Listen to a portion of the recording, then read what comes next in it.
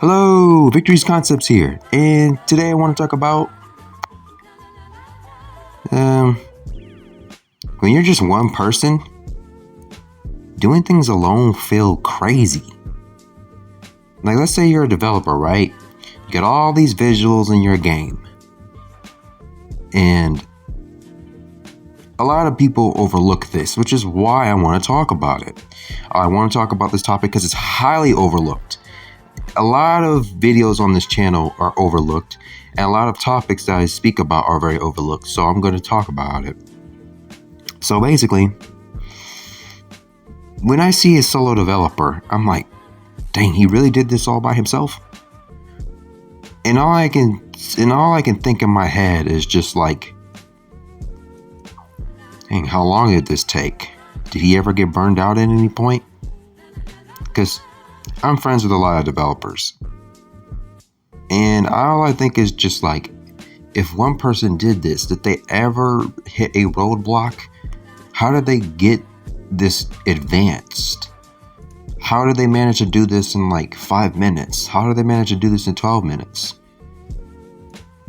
Because I love doing things by myself now. It really helps challenge my brain. It helps challenge me in ways that I normally don't challenge myself in. I love a good challenge. But sometimes the challenge can be too much to bear because the realism hits you so hard. You realize this is going to take a week.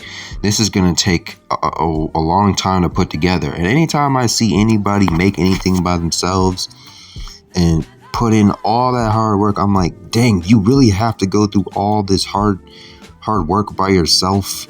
You really have to think of this and think of that. Let's say like a story writer, right?